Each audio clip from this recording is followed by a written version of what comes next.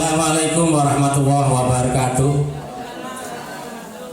Alhamdulillah wassalatu wassalamu ala rasulillah la haula wala quwata illa billah. Yang terhormat Bapak Kepala Sekolah, Bapak Ibu Guru beserta karyawan, syukur alhamdulillah pada pagi ini kita bisa berkumpul di ruang guru SMP 1 Kanor dalam acara aksi nyata diseminasi budaya positif. Shalawat dan salam semoga terlimpah pada baginda Rasulullah Muhammad SAW.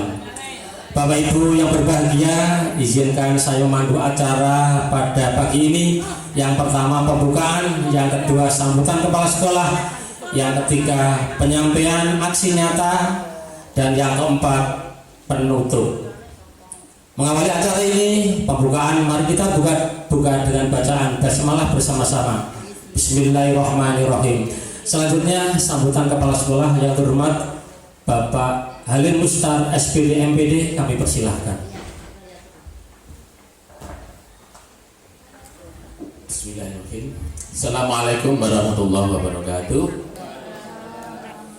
Alhamdulillahirabbil alamin. Wassalatu wassalamu ala asrafil anbiya'i wal mursalin wa ala alihi wa sahbihi ajmain.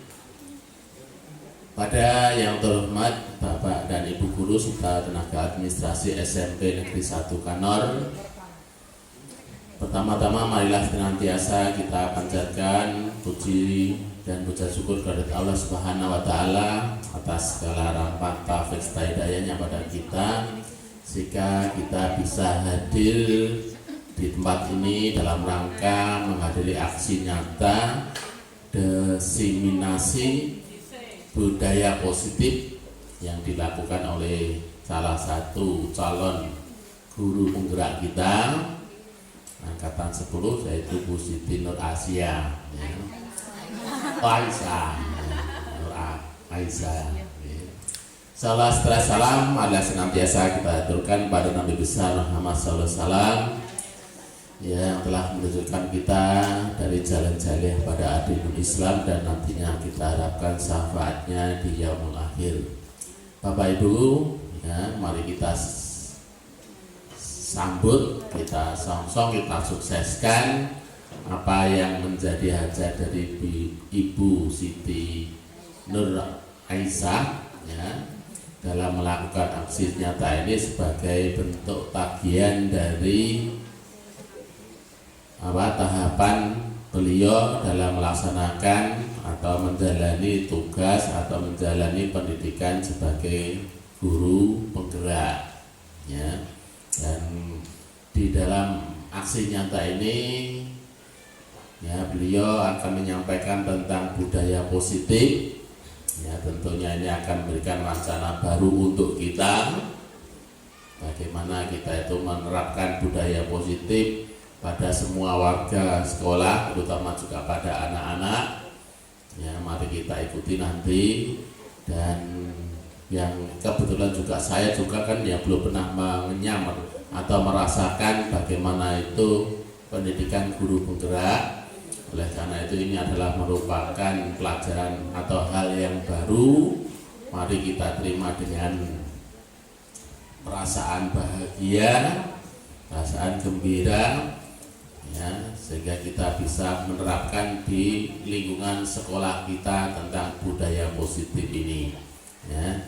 Jadi nanti apa-apa yang disampaikan oleh Bu Siti Aisyah, ya, mari kita coba terapkan. Misalnya kita membuat kesepakatan kelas gitu, ya, sehingga nantinya kita bisa mengurangi tindak kekerasan di sekolah kita ini, itu harapannya, ya. Oleh karena itu supaya tidak berpanjang lebar, monggo sepenuhnya waktu saya serahkan ke Bu Siti Aisyah, ya, untuk menyampaikan materinya, ya. Dan mohon nanti Ibu, misalnya kalau istirahat ini belum selesai materinya, ya mari kita ikuti sampai selesai, begitu ya. Terima kasih dan kurang lebihnya saya mohon maaf. Saya kiri, wassalamualaikum warahmatullahi wabarakatuh. Terima kasih kami sampaikan acara yang ketiga yaitu penyampaian aksi nyata diseminasi budaya positif yang akan disampaikan oleh Ibu Siti Nur Aisyah SPD. Tepuk tangan untuk narasumber yang satu ini.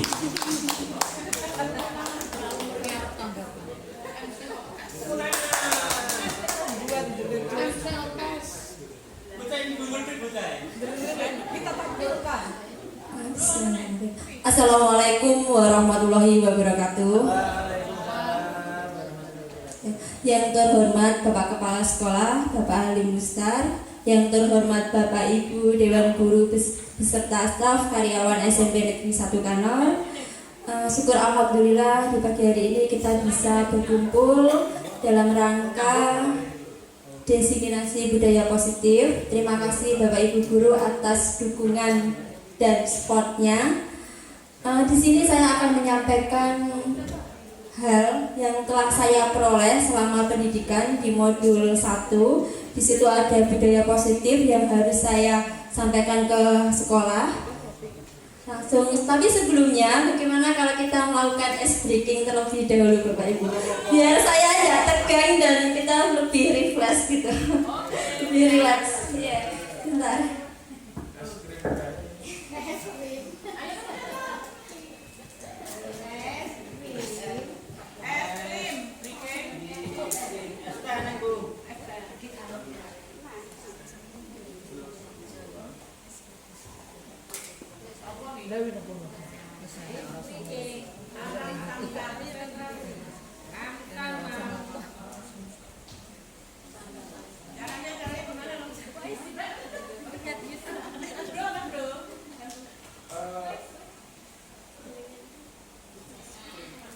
Konsentrasi, fokus.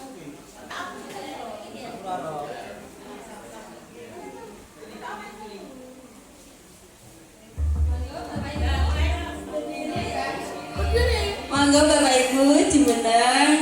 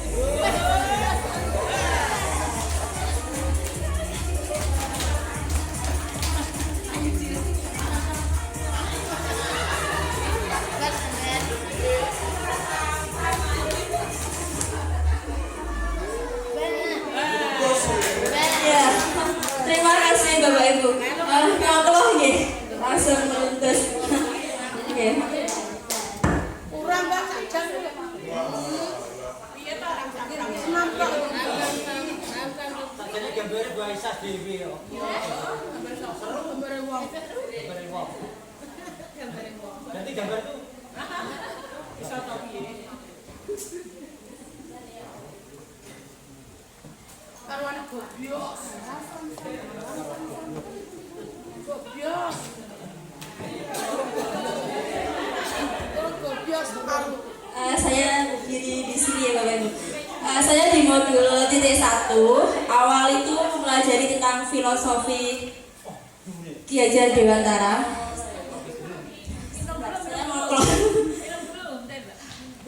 Saya mempelajari filosofi Ki Hajar Dewantara. Sebelum saya mengikuti CGP, saya itu tidak pernah ada pemikiran. Saya berpikir seperti ini, oh berarti Ki Hajar Dewantara itu pemikirnya jauh banget ya Bapak Ibu. Beliaunya itu sampai berpikir tentang perkembangan zaman dalam menghadapi anak. Belajar Mustafa Effendi. Yang pertama tentang kita sebagai menuntun. Nah, dulu sebelum saya mengikuti kegiatan CGP, saya itu hanya mengajar murid, menyampaikan materi saja, jujur Bapak Ibu. Di sini ada kata menuntun, terus berikutnya yaitu sesuai kodrat anak. Kalau sesuai kodrat anak, ini setiap anak memiliki ciri khas atau memiliki karakter tersendiri dan kita yang harus membantu dalam pembentukannya. Merdeka lahir batin. Nah ini kegiatan pembelajaran yang mereka lakukan itu bersifat merdeka secara lahir dan batin. Berikutnya yaitu berpihak pada anak. Di sini berpihak pada anak, kegiatan yang kita lakukan, misal itu sesuai dengan kebutuhan anak. Saya kira Bapak Ibu semua sudah melaksanakan hal tersebut karena Panjenengan Sedoyo sudah berkecimpung dalam pendidikan sangat cukup lama. Berikutnya yaitu nilai-nilai guru. Mohon maaf Bapak Ibu, ini ada nilai-nilai guru yang harus kita miliki, khususnya saya, yaitu mandiri. Kita dituntut untuk mandiri dalam segala aspek Bapak Ibu ya. Misal dalam mengikuti sebuah pelatihan, mengikuti sebuah kegiatan pembelajaran, kita juga harus memiliki sifat mandiri. Yang berikutnya yaitu refleksi. Ketika kita melakukan kegiatan pembelajaran atau kita setelah menghadapi murid, kita harus merefleksi guru. Hal apa yang kurang, hal apa yang sudah baik, hal apa yang perlu kita perbaiki, yaitu refleksi. Berikutnya yaitu kolaboratif. Nah ini Bapak Ibu, saya tidak bisa berdiri sendiri dalam hal kegiatan pembelajaran atau dalam hal melaksanakan pendidikan CGP tanpa adanya kolaborasi dari Bapak Ibu guru semua. Dan di sini kita harus memiliki sifat kolaboratif. Kita juga biasanya itu ada guru mapel atau teman sejawat itu untuk merencanakan atau bagaimana kita menghadapi siswa itu kan berkolaboratif dengan teman seperti itu. Terus ada lagi berikutnya inovatif. Nah ini kita kan dengan adanya IT, dengan perkembangan zaman, kita tidak bisa melarang anak untuk jauh dari HP Bapak Ibu. Tapi bagaimana kita melakukan suatu pembelajaran yang memanfaatkan HP? Kan sekarang zamannya serba HP ya Bapak Ibu. Semua anak, kegiatan anak, main game saja sekarang pakai HP.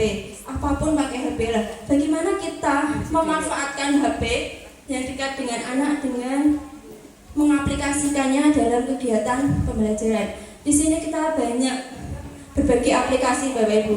Misal kita bisa membuat komik. Di Play Store itu ada komik untuk anak-anak, terus juga ada Canva, terus juga video, insya Allah mereka juga sudah bisa membuat video. Terus berpihak pada anak. Nah, berpihak pada anak ini sesuai dengan kebutuhan anak-anak yang kinestetik, visual, atau yang lainnya. Yang berikut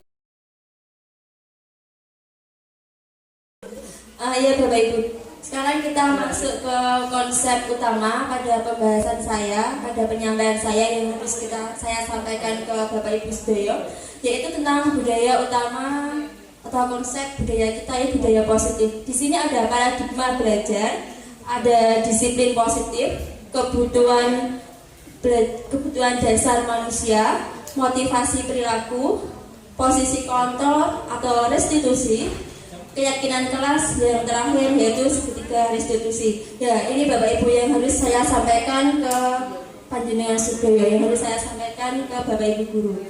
Pertama yaitu paradigma baru. Ini Bapak Ibu, bahwa pembelajaran dengan paradigma baru merupakan pembelajaran yang dirancang berdasarkan prinsip pembelajaran berdiferensi kasih. Saya kira ini Bapak Ibu sudah tahu semua, sudah memahami, sehingga para peserta didik belajar sesuai dengan kebutuhan berdasarkan tahap perkembangan sesuai dengan teori psikologi modern untuk mewujudkan profil pelajar Pancasila. Disiplin positif berasal dari kata disiplina yang artinya belajar. Disiplin mengacu pada disiplin diri, memiliki tanggung jawab terhadap apa yang dilakukan berdasarkan nilai-nilai yang diyakini. Disiplin positif merupakan salah satu cara penerapan disiplin yang bertujuan untuk menumbuhkan kesadaran serta memberdayakan peserta didik tanpa imbalan atau reward. Nanti kita di sini ada sesi tanya jawab atau ada sesi berbagi pengalaman Bapak Ibu dalam menghadapi murid. Sebelumnya yaitu nilai-nilai kebajikan. Nilai-nilai kebajikan adalah sifat positif manusia yang merupakan tujuan mulia yang ingin dicapai setiap individu. Terus dengan mengaitkan nilai-nilai kebajikan yang diyakini seseorang, maka motivasi intrinsiknya akan terbangun. Berikutnya, nilai-nilai kebajikan yang ingin dicapai oleh setiap anak Indonesia. Ini nilai-nilai kebajikan nanti juga ada kaitannya dengan perilaku anak Bapak Ibu. Terus kebutuhan dasar lain. Kebutuhan dasar manusia tentunya kita semua sudah mengetahui, mulai dari penguasaan atau kasih sayang juga ada. Pasti semua orang ingin menerima kasih sayang atau diterima ya Bapak Ibu. Terus kebebasan, di sini kita bebas dalam melakukan hal. Berikutnya yaitu bertahan hidup. Seperti itu Bapak Ibu. Di sini ada motivasi perilaku manusia. Motivasi yang pertama ada dua Bapak Ibu. Ada dua jenis motivasi, yaitu ekstrinsik dan intrinsik. Di sini yang pertama yang ekstrinsik itu untuk menghindari ketidaknyamanan atau untuk mendapatkan imbalan. Itu motivasi yang dari luar, yang X itu yang ada dua, itu untuk menghindari dan untuk mendapat imbalan. Kalau motivasi dari diri sendiri untuk menjadi orang yang mereka inginkan dan menghargai diri sendiri, berarti itu yang dari dalam. Berikutnya yaitu perbedaan. Nah ini Bapak Ibu, kita masuk pada poinnya, yaitu ada kasus siswa yang sering tidak mengerjakan PR. Nah ini coba Bapak Ibu, hal yang pernah panjenengan lakukan, misal itu panjenengan melakukan suatu hukuman, konsekuensi atau yang lainnya. Biasanya kan ini saya lihatkan Bapak Ibu ya, hukuman. Kalau hukuman itu guru menghukum murid dengan berdiri 10 menit di depan kelas dan guru marah. Itu pasti. Dulu saya sebelum mengikuti CGP, kalau saya ada anak tidak mengerjakan PR, pasti saya marah. Ya itu sudah naluri ya Bapak Ibu. Berikutnya lagi konsekuensi. Nah, konsekuensi, guru memberikan konsekuensi untuk menulis PR sebanyak 3 kali. Guru tegas dan murid menghormati peraturan. Berikutnya restitusi. Lah ini hal yang harus saya miliki sebagai guru penggerak. Saya harus bisa menerapkan restitusi. Itu Bapak Ibu. Guru menanyakan keyakinan kelas atau membantu murid menyelesaikan masalah. Seperti itu. Sekarang hukuman, konsekuensi, restitusi. Dulu saya mikirnya hukuman dan konsekuensi itu sama Bapak Ibu. Ya, ternyata berbeda. Ya, kalau hukuman itu lebih berpihak pada guru yang langsung spontan. Kamu lari, seperti itu. Itu yang hukuman. Sedangkan konsekuensi itu guru memberikan konsekuensi untuk menulis. Mungkin ini ada perjanjian dengan murid. Dan yang berikutnya adalah restitusi. Restitusi kita menyanyikan dulu kenapa tidak mengerjakan. Seperti itu. Hal-hal yang ada pada murid kita tanyakan terlebih dahulu, baru kita membuat perjanjian dengan anak. Terus ini konsep disiplin dengan identitas gagal. Konsekuensi ini identitas itu misalnya kita penguatan jangka pendek.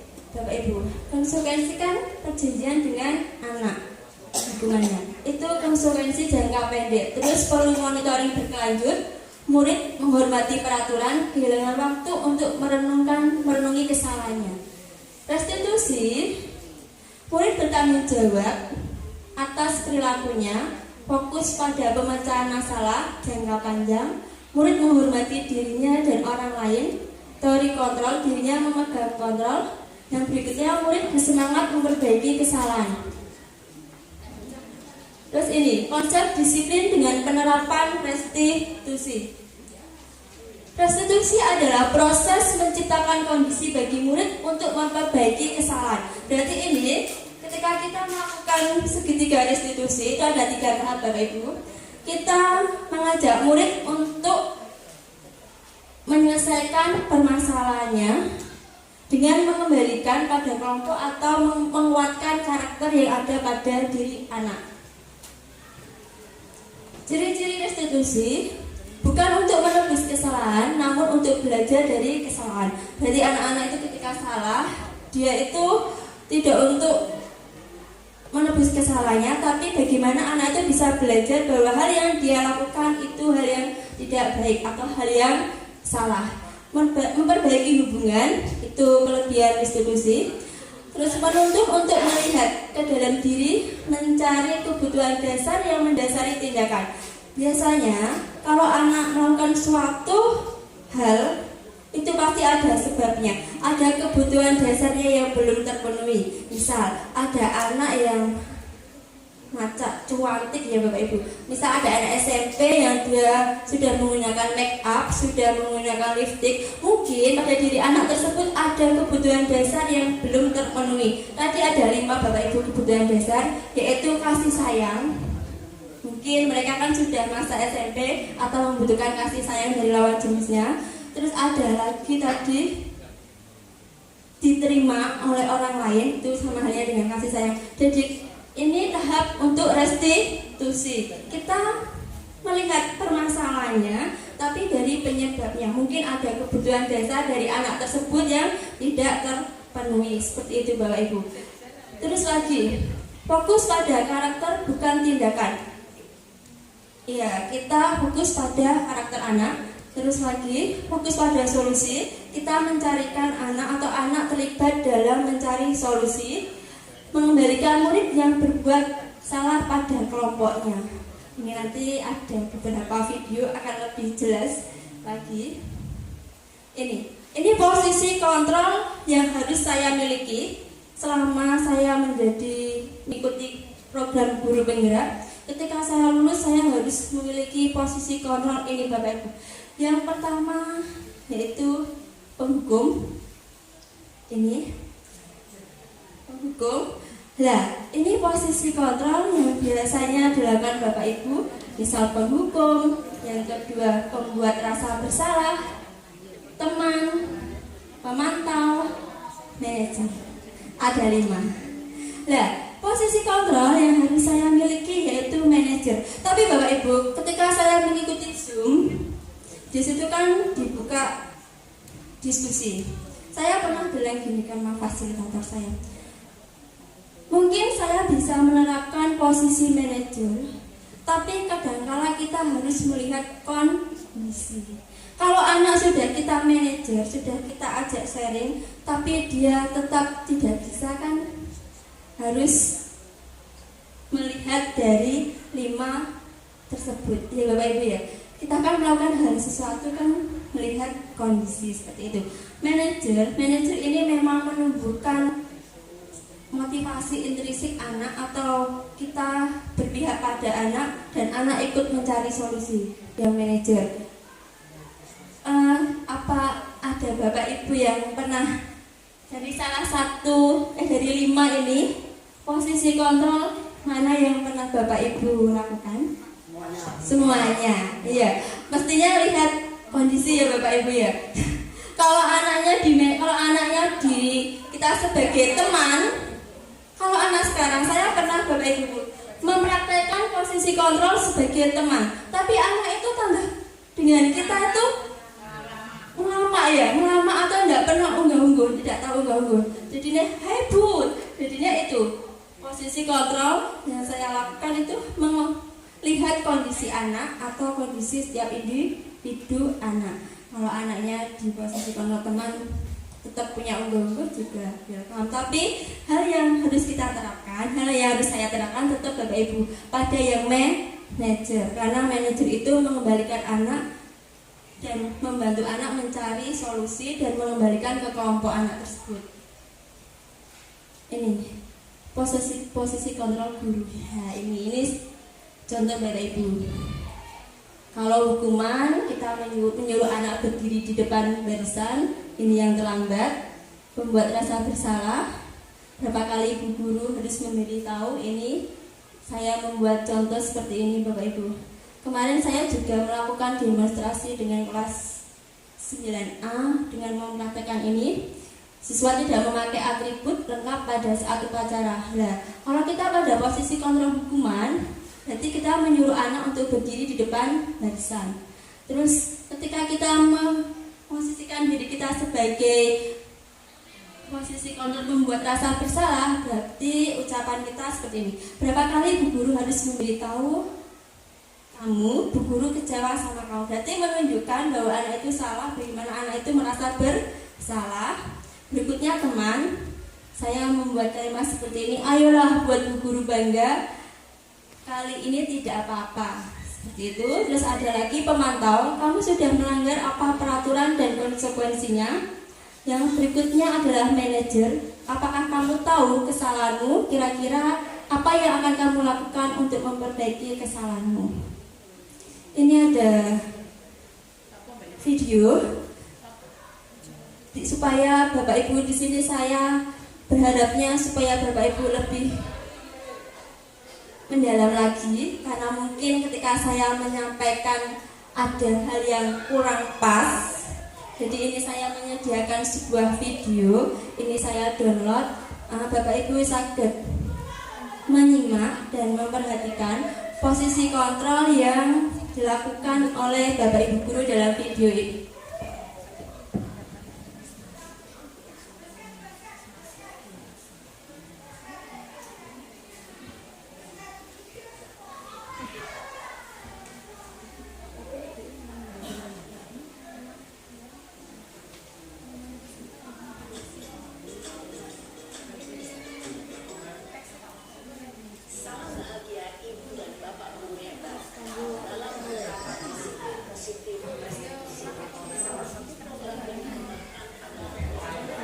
Sebentar ya Bapak Ibu guru, ada masalah jaringan.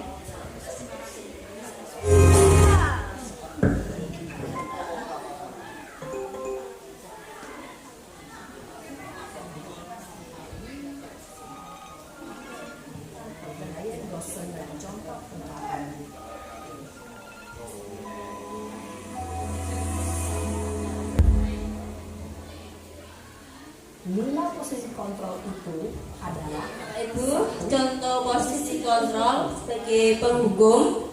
posisi pembuat merasa bersalah. 3. Posisi teman. 4. Posisi pemantau atau monitor. Dan 5. Posisi manajer. Untuk lebih memahami kelima posisi tersebut, mari kita saksikan kasus Naren yang terlambat hadir 20 menit di sekolah dan melihat bagaimana kelima posisi kontrol dalam menghadapi masalah tersebut.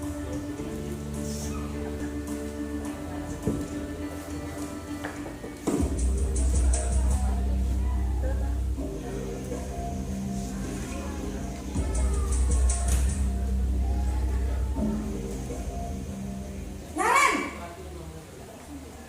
sini kamu. Selamat pagi Bu. Selalu terlambat. Kamu deh, pasti terlambat. Maaf Bu, saya Apa? Apa coba? Alasan kamu apa lagi? Kapan sih kamu tidak terlambat? Malas sekali ya kamu jadi anak. saya Dasar pemalas. Gak kapok-kapok sih kamu. Sudah berapa kali terlambat?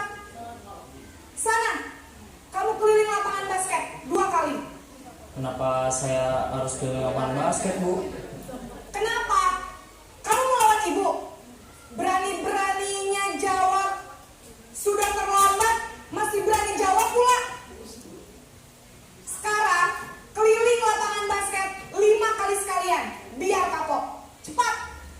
Pergi sana ke lapangan basket. Posisi penghukum biasanya berbicara dengan nada tinggi, menghardik, menunjuk-nunjuk, menyakiti, dan menyindir. Hukuman bisa berupa fisik maupun psikis. Ibu dan bapak guru hebat. Dampak yang terjadi pada murid ketika guru berada pada posisi penghukum adalah murid cenderung akan memberontak, bahkan menyimpan dendam.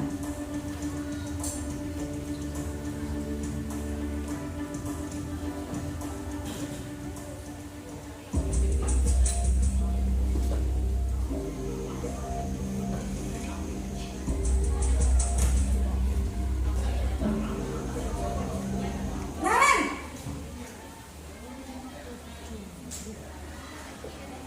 Selamat pagi, Bu. Naren. Kamu kenapa terlambat lagi, nak? Ya Tuhan, Naren. Kamu senang ya bikin ibu susah ya? Kalau kamu terlambat lagi, nanti ibu yang ditegur bapak kepala sekolah, nak. Disangka ibu tidak bisa membina kamu. Duh, gimana ini? Maaf, Bu. Duh, Gusti Naren. Kamu suka ya kalau ibu ditegur bapak kepala sekolah? Terus, sekarang ibu harus tulis apa yang di buku absen? Ini kamu sudah sering terlambat loh. Ibu harus apa coba? Maaf, Bu. Maaf sekali. Ya sudah, lain kali jangan bikin ibu susah lagi ya, nak ya. Ibu tidak akan kuat lagi kalau kamu begini terus. Bisa jantungan kalau ibu ditegur bapak kepala sekolah. Sana cepat kelas. Maaf ya, Bu. Maaf sekali. Posisi pembuat rasa bersalah berbicara dengan nada tenang, cenderung lembut. Namun kata-kata yang diutarakan membuat murid merasa menjadi orang yang gagal, memandang buruk dirinya sendiri, merasa tidak berharga, dan tidak sanggup membahagiakan orang lain. Ketika guru mengambil posisi pembuat rasa bersalah, murid akan menganggap dirinya yang bersalah dan ia akan menyimpan emosi negatif tersebut di dalam dirinya.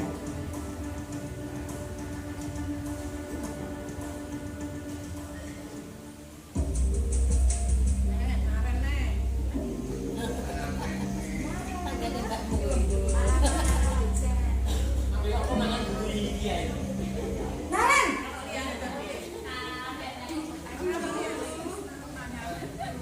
Selamat pagi, Bu.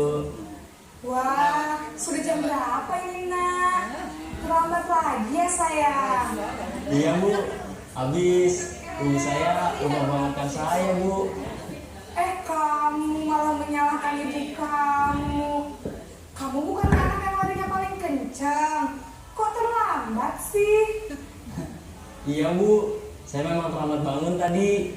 Jadi biarpun saya lari kencang, tetap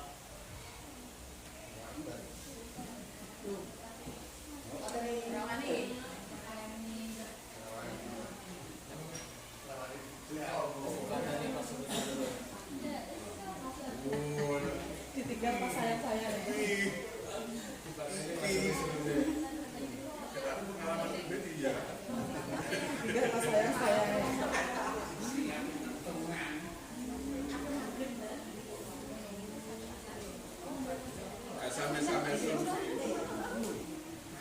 Ya aku jadi praktekno to.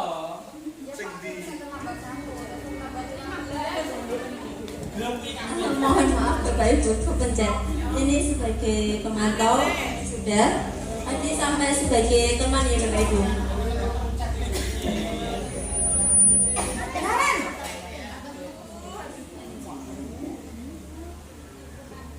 selamat pagi, Bu.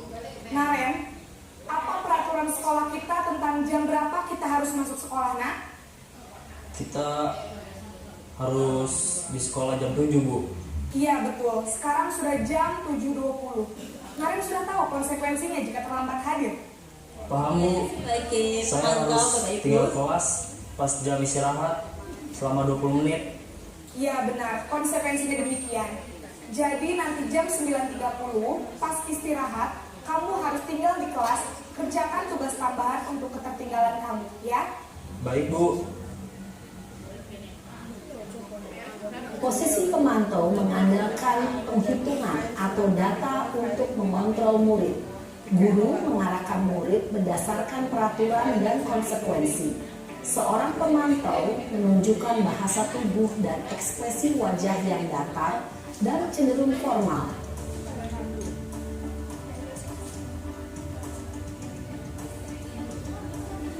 ini Bapak Ibu poin utamanya pada guru penggerak yaitu pada posisi manajer.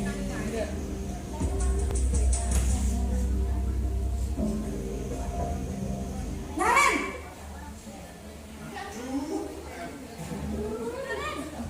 Selamat pagi Bu. selamat pagi Naren. Maaf Bu, saya terlambat. Iya, sekolah masuknya jam 7, sekarang sudah jam 7.20. Jadi sekarang bagaimana ini Naren? Maaf Bu, saya lupa setel alarm saya semalam. Baiklah, menurut kamu, keyakinan sekolah yang mana yang perlu kamu tingkatkan? Menghargai diri sendiri dan orang lain mungkin ya Bu. Setuju. Jadi, apakah Naren meyakini prinsip saling menghormati tersebut? Iya Bu, saya meyakininya. Apakah Naren bersedia memperbaiki masalah keterlambatan ini? Bersedia Bu. Bagaimana kamu akan perbaiki masalah keterlambatan ini? Saya akan coba untuk tidak lupa menyetel alarm saya Bu. Baik, kalau Naren lupa menyetel alarm di rumah, ada orang yang kira-kira bisa bantu mengingatkan tidak? Ada Bu, kakak saya, Kak Emma. Ada lagi selain Kak Emma? Selain Kak Emma, ada ibu saya. Baik, jadi yang mengingatkan Naren adalah Kak Emma dan ibu kamu ya. Kira-kira akan mulai setel alarm kapan nih Naren? Setelah pulang sekolah, akan segera saya lakukan. Baik, jadi Naren akan setel alarm untuk bangun besok pagi dan akan diingatkan oleh kakak dan ibunda Naren ya. Iya, berikut itu cuplikan video yang saya unduh dari program Guru Penggerak Bapak Ibu. Di sini ada 5 posisi kontrol. Yang pertama tadi apa baru? Sebagai guru, penghukum, terus pembuat rasa bersalah, teman, pemantau, dan manajer. Nah, saya sebagai guru penggerak ketika harus menerapkan posisi kontrol, saya hanya bisa berikhtiar Bapak Ibu. Karena pada kenyataannya, pada di lapangan itu jauh beda dengan sebuah teori ya. Beda, sangat beda, saya yakin. Ketika di lapangan, ketika kita menerapkan manajer, kita pengennya menerapkan manajer, tapi pada diri anak tidak mendukung seperti itu. Tapi kita tetap Bapak Ibu ikhtiar atau berusaha menerapkan posisi kontrol dari mana yang terbaik. Kalau memang manajer anak bisa kita ajak mencari solusi dalam hal apa yang telah mereka lakukan. Karena tadi kita kembali lagi ke kebutuhan dasar Bapak Ibu. Setiap anak atau setiap orang ketika melakukan suatu hal pasti ada hal yang belum terpenuhi seperti itu. Mungkin dalam teori ketika saya belajar, ketika anak tersebut ada masalah atau ada hal yang mereka lakukan kurang tepat, itu ada kebutuhan dasar mereka yang belum terpenuhi seperti itu. Nah, kemudian kita juga di program Guru Penggerak juga diajari atau ada pendidikan tentang keyakinan kelas. Kemarin sebelum saya mengikuti program Guru Penggerak, saya membuat satu keyakinan kelas. Itu panjang Bapak Ibu, panjang. Misal dilarang harus datang tepat waktu. Panjang ya Bapak Ibu. Ternyata tidak Bapak Ibu. Setelah mengikuti program Guru Penggerak, ternyata kalimatnya tuh pendek, hanya satu kata seperti itu, tidak panjang Bapak Ibu. Misal ini.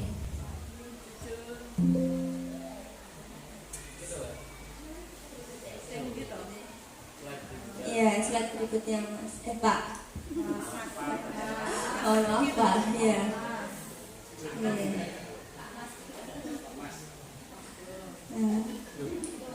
Iya.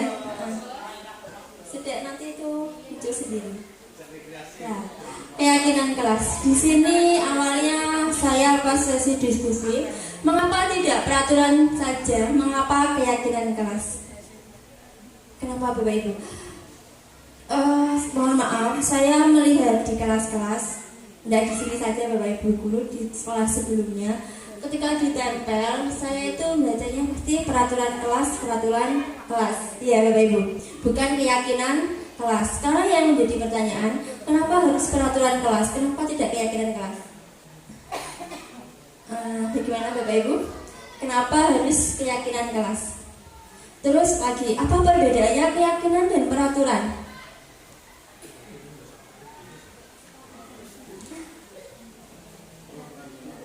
Terus ada keyakinan kelas dan peraturan. Apa ada yang mau berusaha menjawab? Bisa? Mungkin wanita? Kenapa harus keyakinan kelas? Kenapa tidak peraturan kelas? Kalau peraturan itu mengatur, jadi cenderung ada paksaan. Monggo Pak Ansor. Ayo monggo Pak Ansor.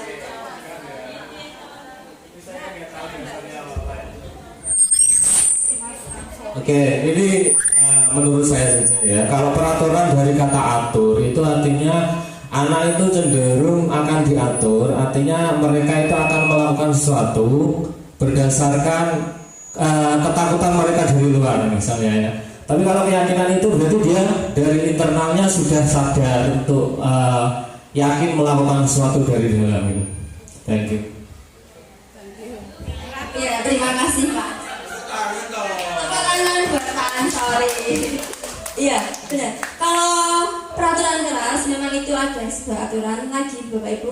Kalau keyakinan kelas itu ada kesepakatan antara wali kelas dan murid. Sedangkan kalau peraturan itu langsung ke wali kelasnya yang membuat. Jadi dalam langkah-langkah pembuatan keyakinan kelas itu pada awal masuk sekolah atau pada awal kita menjabat sebagai wali kelas itu membuat keyakinan kelas dengan anak-anak atau anak-anak dibagi kelompok atau kita membuat voice seperti itu, mereka diajak membuat keyakinan kelas apa yang harus mereka tepati, yang harus mereka jalani. Jadi anak-anak yang membuat, bukan kita, bukan Bapak Ibu guru, anak-anak yang membuat dan kita juga ikut membuat, ikut merevisi seperti itu. Jadi ada kolaborasi antara wali kelas dan anak seperti itu Bapak. Benar Pak Ansori, kalau peraturan memang lebih ke anak. Berikutnya bersikap positif. Nah ini Bapak Ibu, ini tampak seperti misal ini pada diri anak atau hal yang ingin kita bayangkan ke anak, tampak seperti kelihatannya tepat waktu, percaya diri, tertib saat pelajaran, menyelesaikan tugas, menjaga kebersihan, berani presentasi. Ini tampak seperti koyoke bocah itu datangnya tepat waktu. Terus anaknya percaya diri. Terus yang tapi tidak tampak seperti datangnya, pada kenyataannya datangnya terlambat, minder dan pemalu, gaduh saat pelajaran ini pasti. Terus tidak menyelesaikan tugas, buang sampah sembarangan, tidak berani presentasi. Ini yang berikutnya yaitu hal yang ingin kita dengar, mungkin bukan hanya saya saja, mungkin juga Bapak Ibu guru, hal yang ingin kita dengar pada murid-murid kita ketika di sekolah ini. Mohon izin memberi tanggapan. Ketika kita mengajar di kelas, khususnya saya sendiri atau mungkin Bapak Ibu guru juga, pasti ingin anak itu aktif, proaktif dengan materi kita. Dia itu mohon izin atau angkat tangan untuk memberi tanggapan atau mohon izin bertanya, itu yang ingin kita dengar ya Bapak Ibu, itu yang ingin kita dengar. Terus terima kasih. Nah, ini hal yang ingin kita lihat ketika anak meminjam itu bilang terima kasih atau izin, saya boleh pinjam, seperti itu. Terus terlihat berarti yang kenyataannya semangat mengikuti pelajaran, dari berpendapat, mengembalikan benda yang dipinjam, dan berterima kasih, meminta izin saat keluar masuk kelas, berpendapat saat kegiatan pembelajaran. Berikutnya berperilaku. Ini hal yang ingin kita lihat ya Bapak Ibu. Mulai dari terdengar dari mulut anak-anak, terus mulai dari yang kita lihat ke diri mereka, semangat dalam mengikuti pelajaran. Terus yang berikutnya ini perilaku anak-anak yang ingin saya lihat atau mungkin Bapak Ibu guru lihat, yaitu komitmen hadir di sekolah sebelum pelajaran dimulai, menerapkan budaya 5S, senyum, salam, sapa, sopan, santun, itu Bapak Ibu. Terus berikutnya mengucapkan terima kasih ketika mengembalikan barang, berani mengungkapkan pendapat.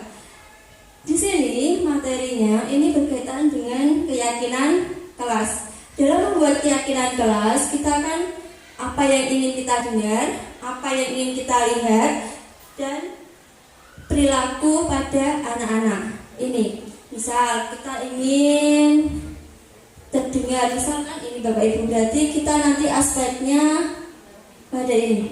Keyakinan kelasnya ada ini: disiplin, menghargai, keadilan, kebersihan, dan bertanggung jawab. Ini ternyata setelah saya mengikuti kegiatan Lokakarya 2 dalam pembentukan keyakinan kelas, saya sudah membuat Bapak Ibu.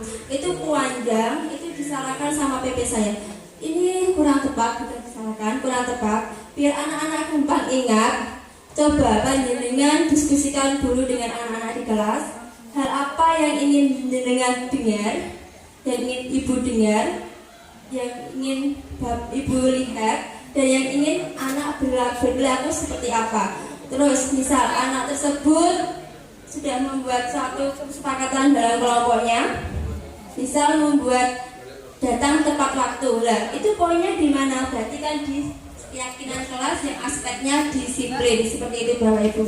Berarti yang panjang-panjang telah saya buat, telah saya kumpulkan itu dikoreksi, karena kata harus hanya simpel atau mudah diingat oleh anak-anak, tidak terlalu panjang, seperti itu. Nah, ini segitiga restitusi. Nah, ini Bapak Ibu. Segitiga restitusi ini ada hubungannya dengan posisi kontrol kita sebagai guru tadi, yaitu sebagai manajer. Yang pertama, menstabilkan identitas. Nah, dalam menstabilkan identitas, terus yang kedua yaitu validasi kebutuhan. Yang ketiga, menanyakan keyakinan kelas. Seperti itu Bapak Ibu. Ini segitiga restitusi, ada 3: menstabilkan identitas, validasi kebutuhan, menanyakan keyakinan kelas. Untuk langkah-langkahnya, langkah pertama dalam segitiga restitusi yaitu menstabilkan identitas. Kita bertanya dengan anak,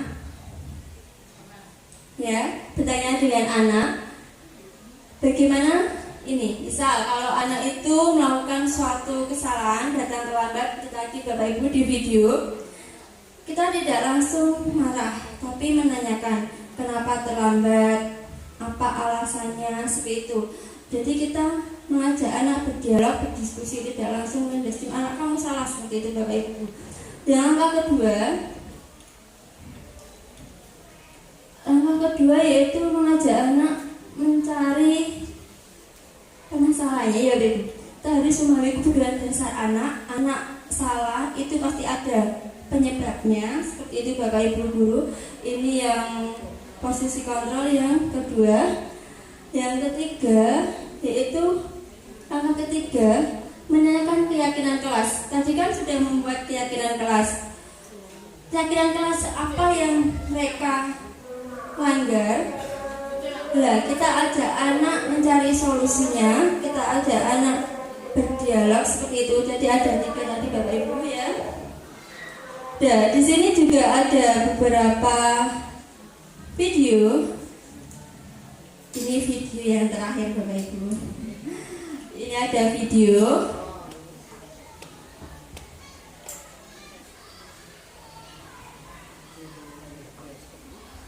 ini penerapan segitiga restitusi dengan posisi kontrol sebagai manajer Bapak Ibu.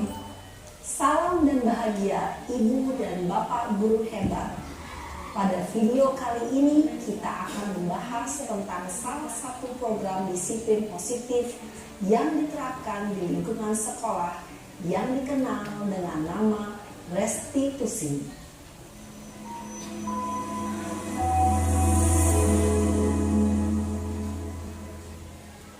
Restitusi dikembangkan oleh pakar pendidikan Diane Goshen berlandaskan pada teori kontrol Dr. William Glasser.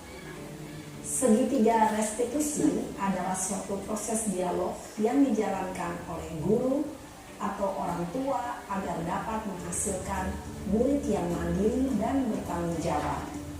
Pada saat guru di posisi manajer, aspek yang dikembangkan pada murid adalah motivasi intrinsik, sehingga penanaman nilai-nilai kebajikan dapat tumbuh dan berkembang menjadi suatu kebiasaan positif yang akhirnya membentuk karakter murid.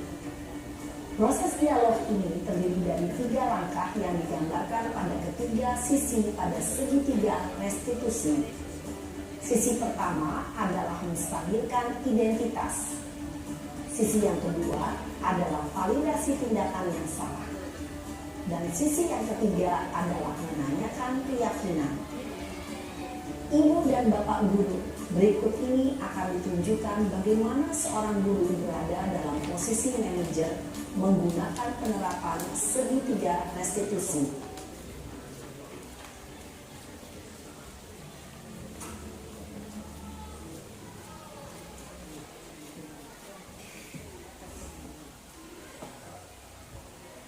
Siang Sarah. Siang Pak. Sudah lama nggak ketemu Sarah? Kenapa hari ini ada di sini? Kesel Pak, kesel banget. Masa aku dikatain tukang fitnah Pak? Ya aku marah lah. Aku balik ngatain Eka di depan kelas. Kesel banget.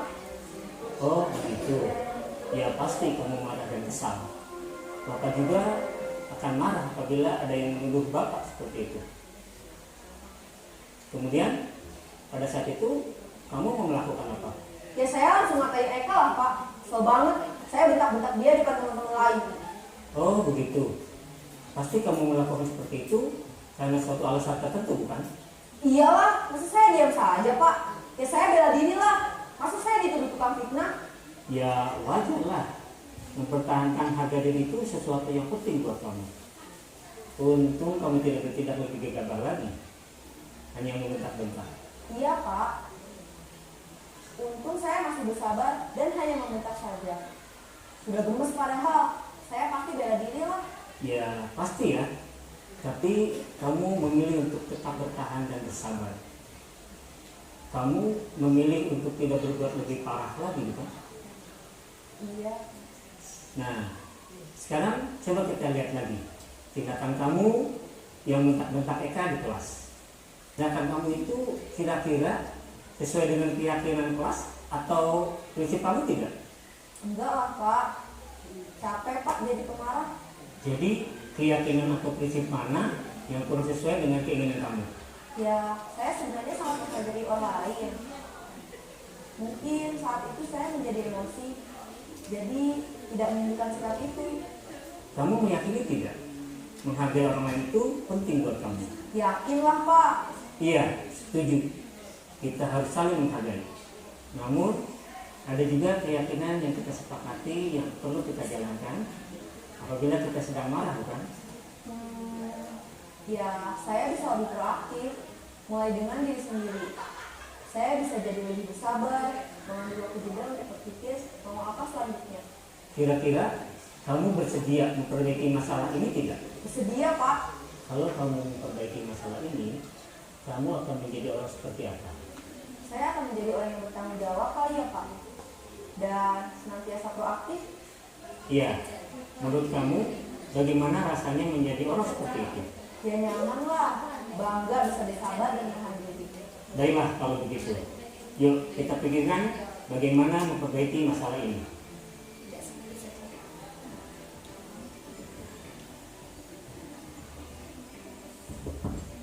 Ibu dan Bapak guru hebat. Ya Bapak Ibu, niku materi terakhir mohon maaf keceplosan bahasa Jawa. Itu materi terakhir di modul 1 di budaya positif. Itu saya mempelajari pertama yaitu tentang nilai filosofi tadi, kewajiban kita.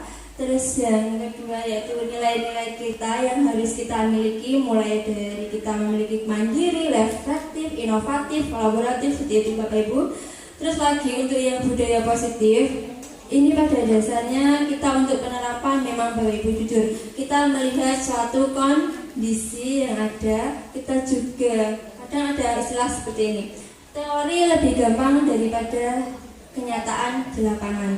Tapi kita sebagai pendidik mungkin tidak salah jika kita menerapkan posisi kontrol yang mana yang baik untuk anak, yang mana bisa menstabilkan atau mengembalikan karakter anak.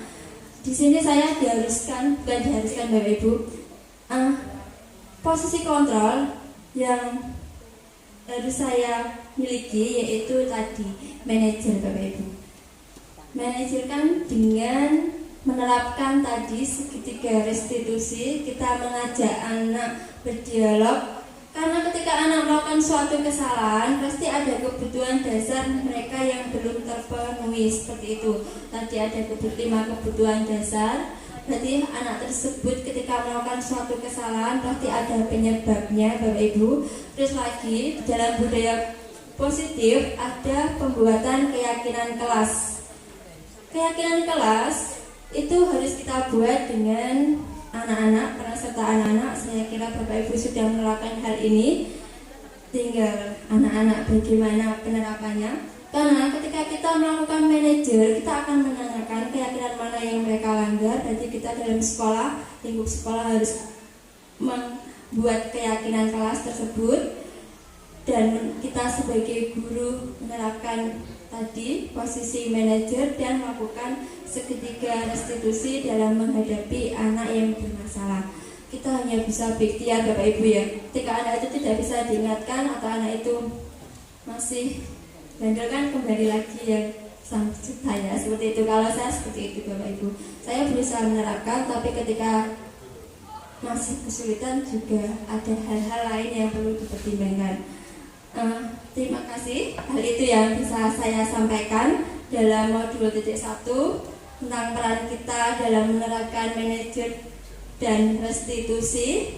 Kurang lebihnya saya mohon maaf jika ada salah kata atau tingkah laku saya atau tumindak saya yang kurang tepat dalam kegiatan diseminasi ini. Saya ucapkan mohon maaf. Karena kurang lebihnya saya akhiri. Wassalamualaikum warahmatullahi wabarakatuh. Saya kembalikan ke Pak Mustafa.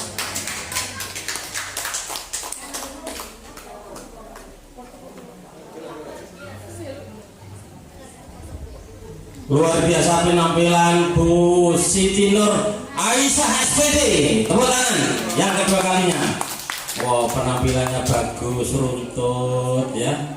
Kata-katanya tertata, strukturnya wow, luar biasa. Baik Bapak Ibu, kita baru saja mengikuti aksi nyata. Kita tentunya mendapatkan ilmu yang bermanfaat. Mudah-mudahan dapat kita praktekkan dalam kehidupan sehari-hari di lingkungan sekolah kita. Amin ya rabbal alamin. Mari pertemuan kita tutup dengan membaca hamdalah bersama-sama. Alhamdulillah alamin. Assalamualaikum warahmatullahi wabarakatuh. Salam kurikulum merdeka.